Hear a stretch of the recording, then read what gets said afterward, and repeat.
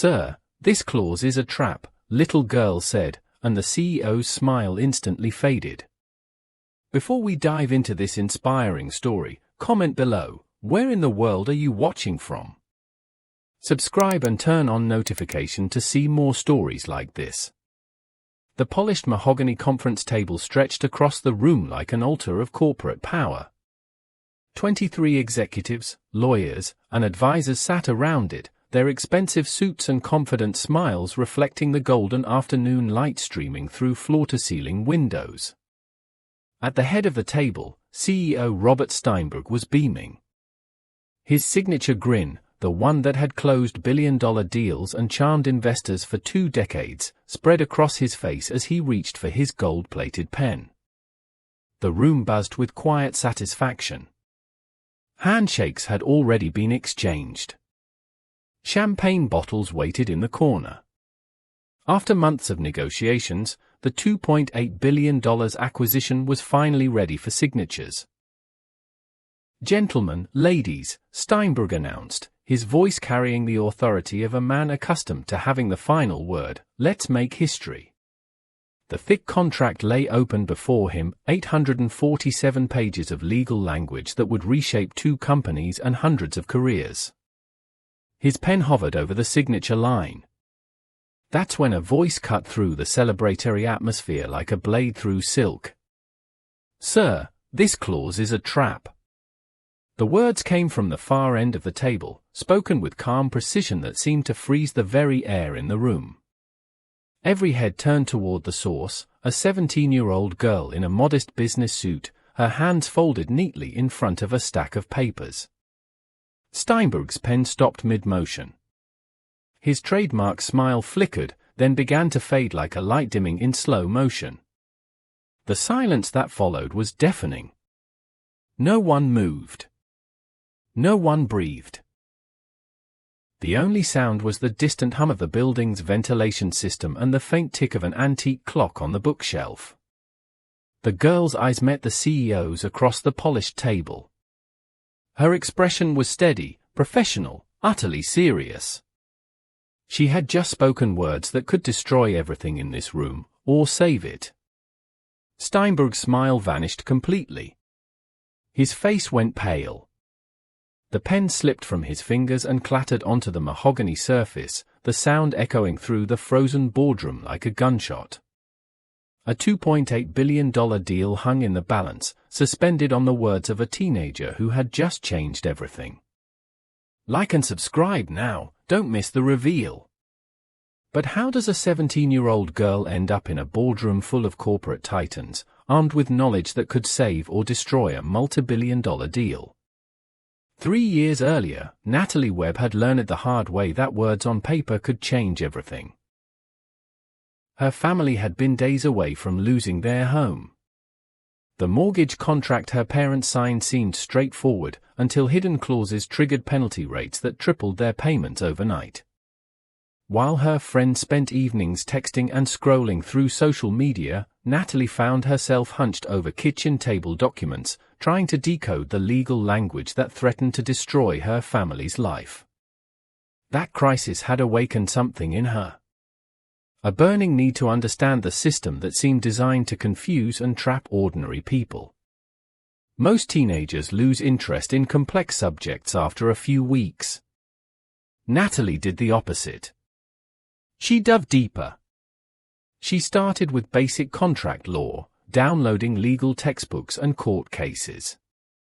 She subscribed to corporate filing databases, tracking how major companies structured their deals. She began attending city council meetings, watching how local officials navigated legal frameworks and public policy.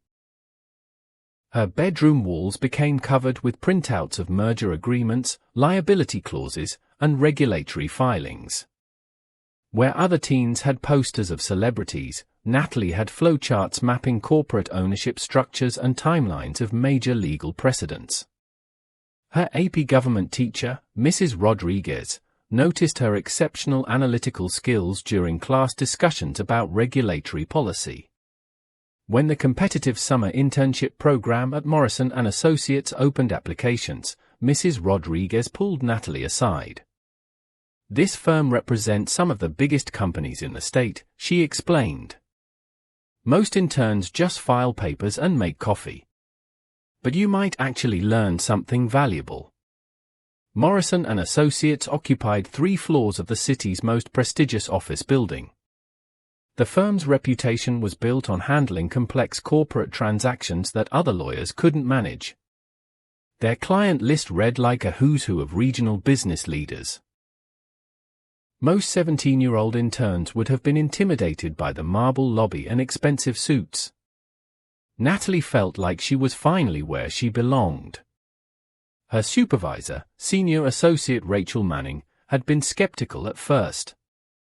High school interns usually lasted a few weeks before becoming bored or overwhelmed.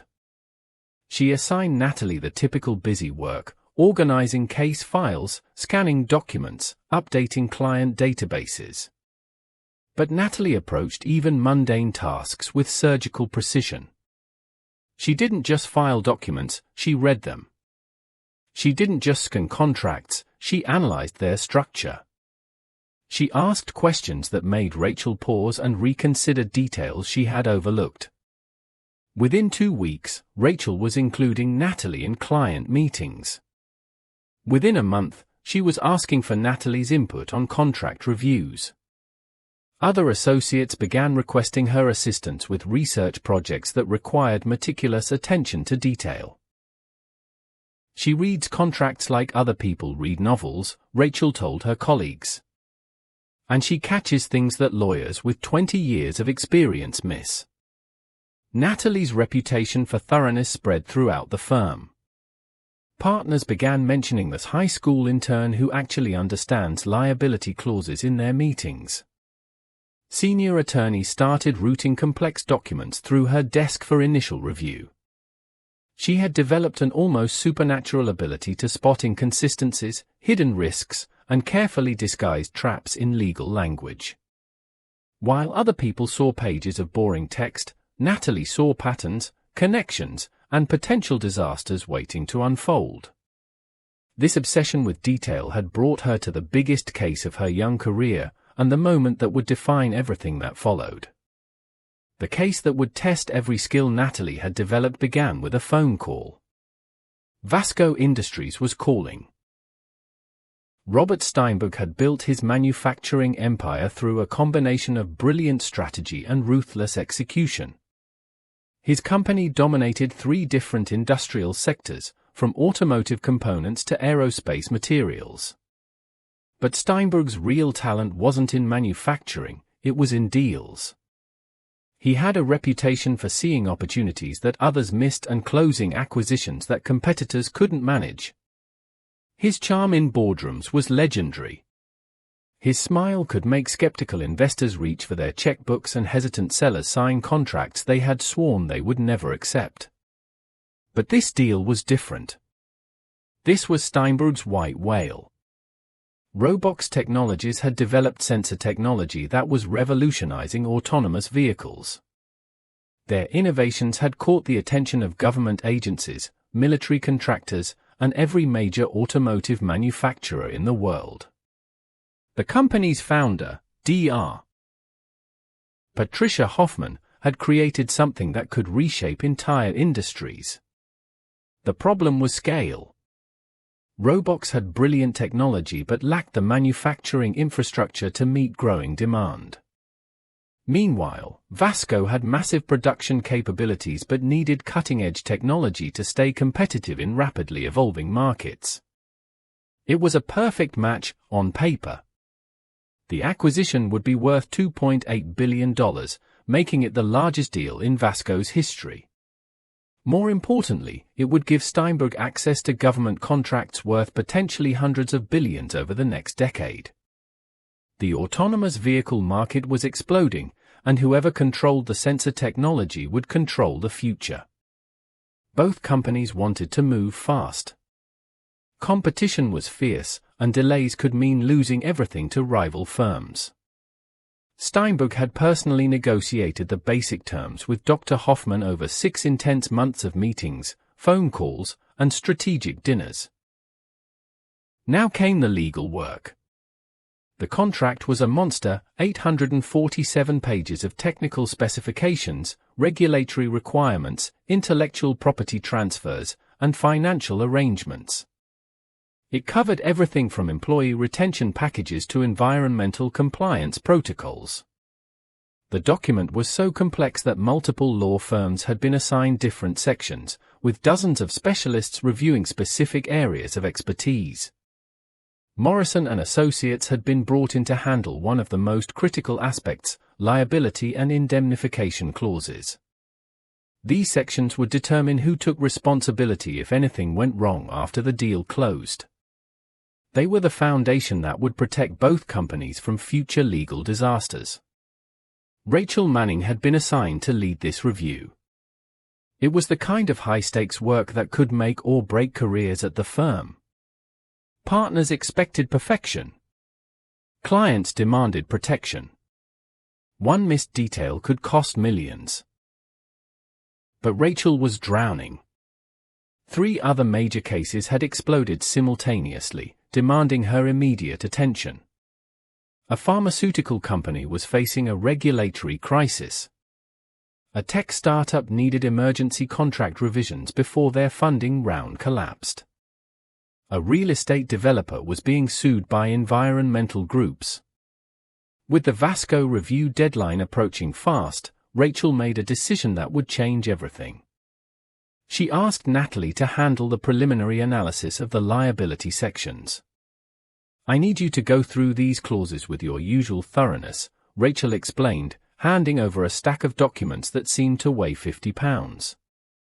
"Flag anything that looks unusual, inconsistent, or potentially problematic. Build your charts, do your cross-references, map out the implications." It was an enormous responsibility for a teenager. The liability sections alone were over 200 pages of dense legal language, filled with conditional clauses, cross-references, and technical definitions that could shift massive financial responsibilities with a single misplaced word.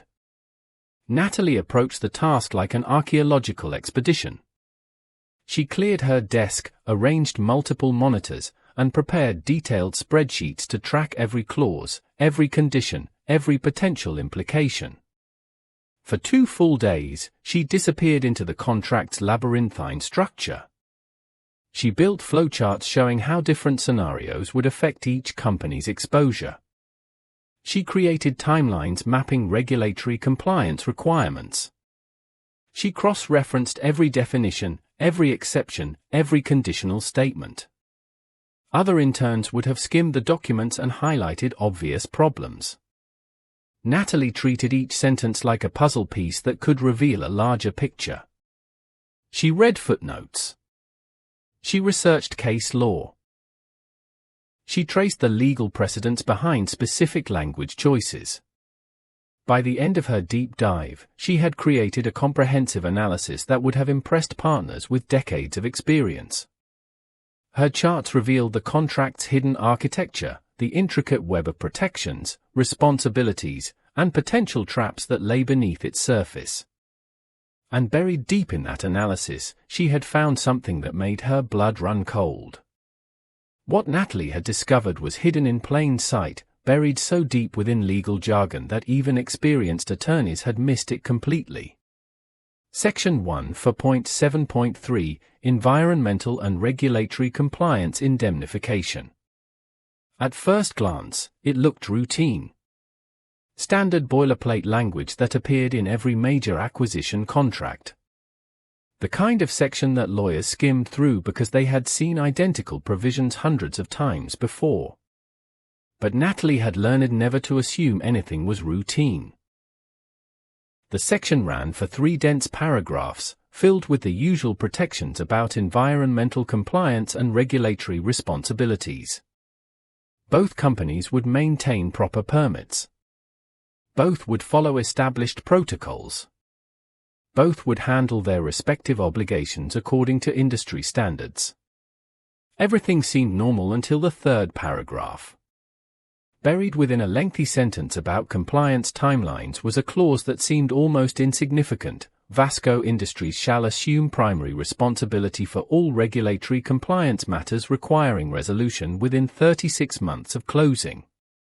Most readers would interpret this as standard transition language. The acquiring company taking over ongoing compliance work. Nothing unusual. Nothing threatening. But Natalie's methodical analysis had taught her to dissect every definition, every implication, every potential interpretation of legal language. She had learned that the most dangerous clauses were often disguised as the most mundane. She traced the definition of regulatory compliance matters back through the contract's dense appendix of legal terms. What she found made her hands shake as she typed her notes. In the context of environmental law, regulatory compliance matters didn't just mean future obligations. It encompassed any existing violations, pending investigations, required remediation work, and potential cleanup costs that fell under regulatory oversight. In simple terms, this innocent-looking timeline provision would transfer responsibility for all of Robox's existing environmental problems to Vasco, including problems that Robox hadn't disclosed and costs that hadn't been calculated. Natalie's research instincts kicked into overdrive. If this clause was as dangerous as it appeared, there had to be a reason why someone wanted it hidden so carefully. She dove into Robox Technologies' corporate history, regulatory filings, and environmental compliance records. What she discovered was worse than she had imagined. Robox's primary manufacturing facility had been built on land with a toxic history. The previous owner had operated a chemical processing plant that had contaminated the groundwater with industrial solvents. The contamination had been discovered 3 years after Robox purchased the property. The environmental assessment reports painted a nightmare scenario. The contaminated plume extended beneath neighboring properties and was slowly migrating toward a residential area. The cleanup would require excavating thousands of tons of contaminated soil, installing groundwater treatment systems, and monitoring the site for decades. The estimated remediation cost started at $200 million and could easily reach $400 million or more, depending on how far the contamination had spread and what additional discoveries were made during cleanup work. But here was the crucial detail: Robox had been fighting these cleanup requirements through regulatory appeals and legal challenges for years. They had successfully delayed major remediation work, but the underlying liability was growing larger every month. The contamination wasn't going away. The regulatory agencies weren't giving up. The cleanup costs were inevitable. Someone was going to pay hundreds of millions of dollars. The only question was who. Natalie researched the law firm representing Robox in this acquisition. What she found confirmed her worst suspicions. The firm had a notorious reputation among corporate attorneys for developing creative contract language that protected their clients through carefully disguised liability transfers. They specialized in burying dangerous clauses within routine-looking provisions that opposing counsel would overlook. They had used similar tactics in at least 6 previous acquisitions, successfully transferring environmental cleanup costs, regulatory penalties, and litigation risks to acquiring companies without triggering red flags during contract review. This wasn't an accident or oversight. This was a deliberate trap, engineered by lawyers who knew exactly how to hide massive financial liabilities within innocent-looking contract language. Section 1.7.3 was a financial bomb with a lit fuse, and Steinberg was about to sign his name to it without knowing it existed. The weight of what she had discovered pressed down on Natalie like a physical force as she sat at her desk that Thursday evening, the office building empty except for security guards and the occasional late-working associate. Her computer screen glowed with damning evidence. Charts showing liability flows. Environmental assessment reports with staggering cost estimates. Legal precedents that confirmed her worst fears about Section 1.7.3. She had to document everything. Natalie spent for hours crafting a detailed memo that laid out her findings with surgical precision. She started with an executive summary that could be understood in 60 seconds, then provided supporting analysis that traced every connection, every implication, every potential consequence of the hidden clause. The memo was 10 pages of carefully structured argumentation, backed by regulatory filings, environmental reports, and case law. She highlighted the key phrases in the contract language that created the liability transfer. She quantified the potential costs using Robox's own assessment documents. She provided recommendations for protecting Vasco from the environmental trap. As she worked, her hands began to shake slightly. The magnitude of what she was uncovering kept growing. This wasn't just about a single contract clause, this was about hundreds of millions of dollars and the potential destruction of Vasco's acquisition strategy. What if she was wrong? What if her analysis contained errors that would embarrass Rachel and destroy her own credibility?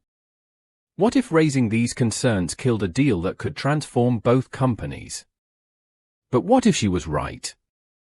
What if Steinberg signed that contract tomorrow and committed Vasco to environmental cleanup costs that could cripple the company's finances for decades? The questions tormented her through the night. She revised the memo 3 times, double-checking every citation, every calculation, every logical connection. By Friday morning, she had created a document that could save Vasco Industries, if anyone had time to read it. That's when everything went wrong. Rachel arrived at the office in crisis mode. A pharmaceutical client's regulatory approval had been suddenly withdrawn, creating an emergency that required immediate legal response. The client stock was plummeting. Investors were panicking. The FDA was demanding answers within hours. "I'm sorry, Natalie," Rachel said, grabbing files from her desk while talking rapidly on her phone. "The Vasco meeting is yours to handle. You know the liability sections better than anyone else at this point." She paused long enough to acknowledge the memo Natalie was holding. "Email that to me, and I'll try to review it before the meeting. But right now I have to save a company from complete collapse." Rachel disappeared into the elevator, leaving Natalie alone with her crucial findings and a sinking feeling in her stomach. She sent the memo, but watching Rachel's calendar, she could see back-to-back emergency meetings scheduled until well past the Vasco contract review. There would be no time for reading, no time for discussion, no time for preparation. An hour later, Natalie found herself walking into Vasco's executive conference room carrying a folder that contained information no one else possessed. The atmosphere was electric with anticipation. Lawyers chatted confidently about closing procedures. Executives discussed celebration plans. Steinberg was radiant with success, his famous smile lighting up the room as he joked about finally beating his competitors to the biggest deal of the decade. 23 people filled the conference room, all of them unaware that a 17-year-old intern held the key to preventing a financial disaster. The meeting proceeded with clockwork precision, each section of the contract receiving its ceremonial review before the final signatures. Senior partner Williams from Morrison & Associates stood at the presentation screen, clicking through liability provisions with practiced confidence. His voice carried the authority of 30 years of complex negotiations. Section 14.1 through 14.6 all look standard, he announced, his laser pointer dancing across projected contract language. Standard indemnification protections, appropriate liability caps, reasonable compliance timelines. Heads nodded around the table. Legal teams on both sides checked boxes on their review sheets. Everything was progressing exactly as planned. Natalie sat frozen in her chair, watching the nightmare unfold in slow motion. Williams continued his presentation, moving methodically through each subsection. The environmental compliance provisions were approaching fast. In minutes, he would reach Section 1.7.3, the hidden trap that could destroy Vasco's future. Around the table, confidence radiated from every face. Robox's legal team looked particularly satisfied, their expressions carefully neutral but their body language betraying quiet triumph. They knew exactly what was about to happen. Vasco's executives leaned back in their leather chairs, already mentally spending the profits from government contracts that would flow from this acquisition. Their smiles reflected dreams of market dominance and financial success. Section 14.7 addresses environmental and regulatory compliance, Williams announced, his presentation advancing to the dangerous territory. All standard provisions here. Both parties maintain appropriate responsibilities. Natalie's heart pounded so hard she was certain everyone could hear it. Her hands gripped her folder containing the unread memo that could save everyone in this room from financial catastrophe. No one was reading the actual contract language. They were all trusting Williams' summary, accepting his professional assessment that everything looked routine. The trap was invisible to everyone except the teenager sitting in the corner with sweaty palms and a racing pulse. Williams clicked to Section 1.7.3. The exact language appeared on the screen, including the innocent-looking sentence about regulatory compliance matters requiring resolution within 36 months. Standard transition timeline, Williams explained casually. Vasco takes over ongoing compliance work. Nothing unusual here. Murmurs of agreement rippled around the table. Legal teams made final check marks. The review was nearly complete.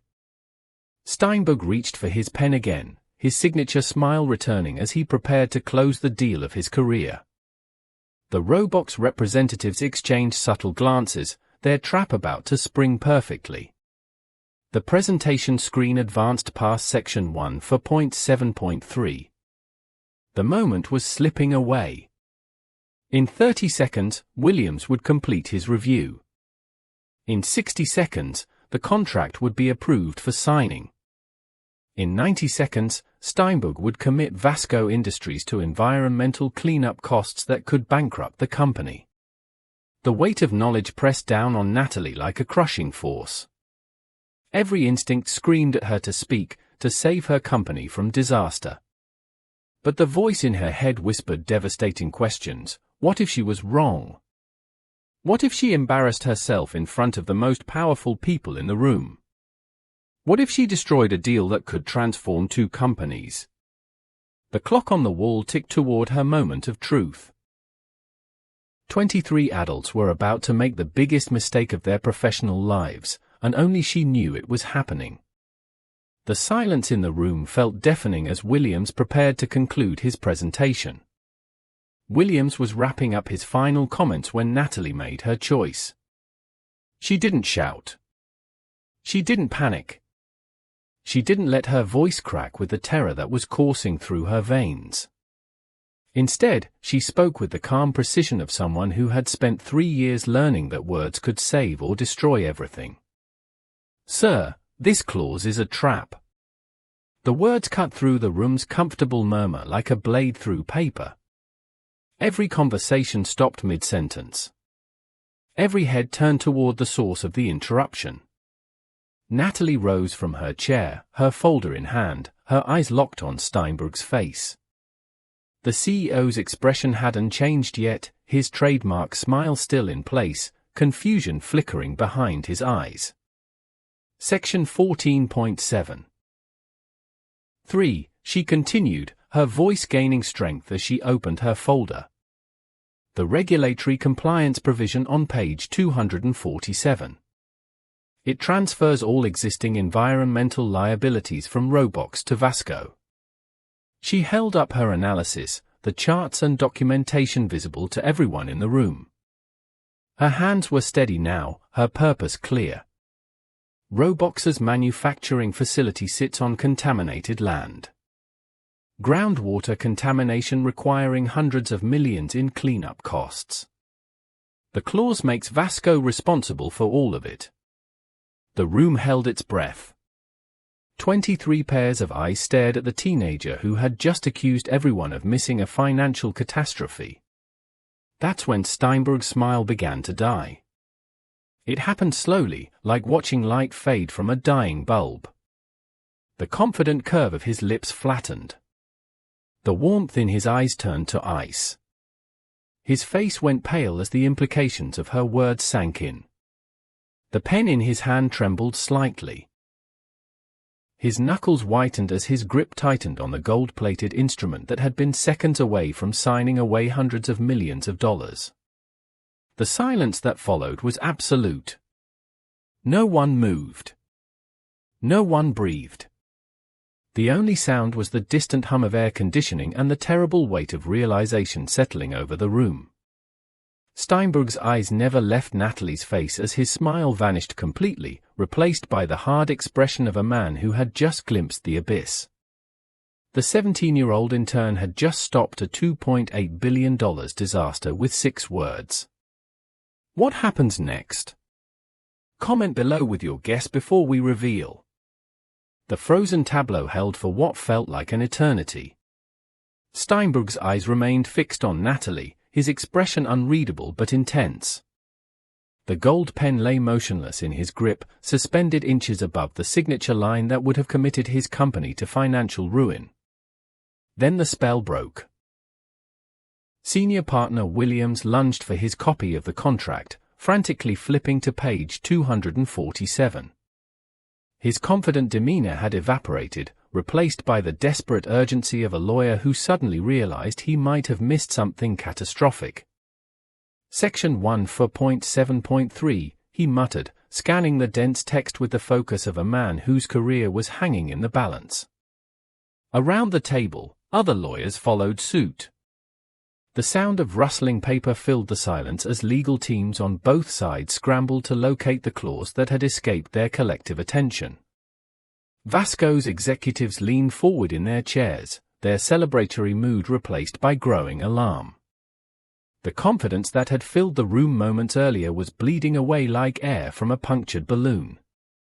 But it was Robox's legal team that told the real story.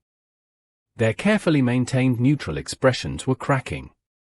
Subtle glances passed between them, the kind of looks that confirmed guilt rather than surprise. Their lead attorney's jaw tightened almost imperceptibly. The triumph they had been hiding was transforming into damage control mode. They had been caught. Williams found the clause and his face went ashen. Regulatory compliance matters requiring resolution within 36 months, he read aloud, his voice barely above a whisper. Other Vasco lawyers crowded around him, reading the innocent-looking language that masked hundreds of millions in potential liability. The dawning horror was visible on each face as they grasped the implications. Steinberg never looked away from Natalie. While chaos erupted around him, while his legal team discovered the trap they had walked into, while Robox's representatives shifted uncomfortably in their seats, his focus remained laser-sharp on the teenager who had potentially saved his company. When he finally spoke, his voice cut through the commotion like steel. Explain. Now. 2 words that carried the weight of authority, demand, and perhaps grudging respect. The room instantly quieted, all attention shifting to the 17-year-old who had just rewritten the power dynamics of a $2.8 billion negotiation. Natalie straightened her shoulders, opened her folder, and prepared to deliver the analysis that would change everything for everyone in that room. Natalie stood and approached the presentation screen, her folder in hand, moving with the quiet confidence of someone who had spent 2 days preparing for exactly this moment. The trap is in how they defined regulatory compliance matters, she began, her voice clear and steady. Everyone read it as future obligations. But legally, it includes existing violations and required cleanup work. She opened her folder and pulled out Robox's environmental assessment report, holding it where everyone could see the official letterhead and dense technical language. Robox's manufacturing facility sits on contaminated land. Industrial solvents in the groundwater from the previous owner. The contamination extends under neighboring properties and is moving toward residential areas. A few Vasco executives shifted uncomfortably in their seats. The celebratory atmosphere had completely vanished. The cleanup estimate starts at $200 million, Natalie continued, flipping to a highlighted section of the report. But it could reach $400 million or more, depending on how far the contamination has spread. She moved to the contract display, pointing to the exact sentence buried within section 14.7.3's third paragraph. This sentence makes Vasco responsible for all regulatory compliance matters requiring resolution within 36 months. Since the environmental cleanup falls under regulatory oversight, Vasco would inherit the entire liability. William stared at the screen, his face growing paler as he followed her logic. Other lawyers were frantically cross-referencing the contract's definition sections, confirming her interpretation. Robox has been fighting these cleanup requirements through appeals and legal challenges for 3 years, Natalie explained, producing additional documentation. They've delayed the work, but they can't eliminate the underlying responsibility. Someone has to pay for this cleanup. She paused, letting the implication sink in before delivering the final blow. With this clause, that someone becomes Vasco Industries. The silence that followed was different from before. This wasn't shock, this was the grim understanding of professionals who had just watched their assumptions crumble. Robox's lead attorney finally spoke, his voice tight with defensive precision. That's an extremely aggressive interpretation of standard compliance language. Natalie turned to face him directly. It's the legal interpretation. The one that would hold up in court when the environmental agencies demand cleanup payments. She pulled out copies of 3 similar cases where identical language had been used to transfer environmental liabilities in previous acquisitions. Your firm has used this exact strategy before, she said, placing the case documents on the table.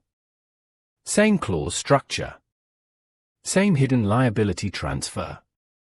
Same outcome for the acquiring companies. The room's attention shifted to Robox's legal team, whose carefully maintained composure was finally cracking under the weight of evidence. Their silent expressions confirmed what everyone was beginning to understand. This hadn't been an oversight. It had been a calculated trap, and they had walked right into it. Robert Steinberg's face transformed in seconds. The celebratory atmosphere died as his smile vanished completely. His eyes moved from the contract pages to Natalie's face, then back to the document.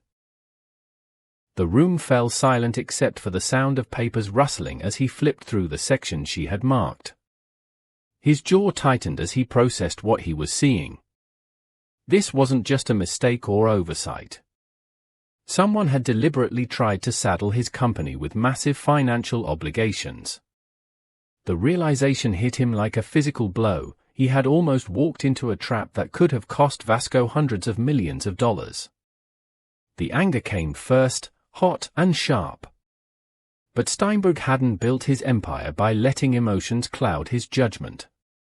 Within moments, his business mind took control. He set the contract down and looked directly at Natalie. "How did you find this?" His voice was steady but intense. "My entire legal team missed it. The specialists missed it. How does a 17-year-old intern catch something that professional lawyers with decades of experience couldn't see?" Natalie explained her process. The cross-referencing, the charts, the hours spent tracing every conditional statement. She described how the clause was designed to look routine while hiding its true impact. Steinberg listened without interruption. When she finished, he stood up and walked to the window. The Robox representative shifted uncomfortably, knowing their carefully crafted deception had been exposed. The room remained tense as everyone waited for his decision. He turned back to face the group. "This meeting is over. The signing is postponed indefinitely until we conduct a complete review of every section." Then he did something that surprised everyone in the room. He looked at Natalie again, his expression now showing something close to admiration. "Miss Natalie Webb, I want to offer you a position. Not an internship. A real job on my personal advisory team. Full salary, benefits, immediate start after you graduate. You've just saved this company from financial disaster, and I need someone with your skills watching my back." The room buzzed with shocked murmurs. Steinberg had just offered a teenager a position that seasoned professionals would fight for. This in turn saved billions. Hit like if you're impressed by Natalie's guts. The news spread through corporate circles like wildfire. A teenage intern had just prevented one of the biggest financial disasters in recent business history. Within hours, law firms across the city were buzzing with the story of how Natalie Webb had outsmarted seasoned attorneys and saved Vasco Industries from a hidden trap. The deal went back to the drawing board. Armed with Natalie's analysis, Steinberg's team demanded a complete renegotiation. Robox, exposed and embarrassed, had no choice but to accept new terms that were far more favorable to Vasco. The environmental liability stayed exactly where it belonged, with Robox. Word of Natalie's discovery reached the highest levels of corporate America. Headhunters started calling. Business schools sent recruitment letters. Legal journals wanted interviews. She had become a legend before she had even finished high school. At Vasco, employees whispered about the intern who had saved the company. Senior executives who had never acknowledged her existence now nodded respectfully when she passed in the hallways. Her desk, once tucked away in a corner of the intern bullpen, was moved to the executive floor. But for Natalie, the greatest satisfaction came from a quieter realization. Her strange hobby, the one that made her different from her friends, had transformed her entire life path. Those hours spent reading contracts and studying legal language had led to opportunities she never could have imagined. She thought back to her family's near loss of their home, the experience that had started her journey into understanding legal documents. That painful lesson had taught her that knowledge was power, and now she wielded that power to protect others from the same traps. As she sat in her new office, reviewing contracts for one of the most powerful CEOs in the country, Natalie smiled quietly. She had proven that understanding the rules of the game could change everything. Subscribe and turn on notification for more incredible real-life stories.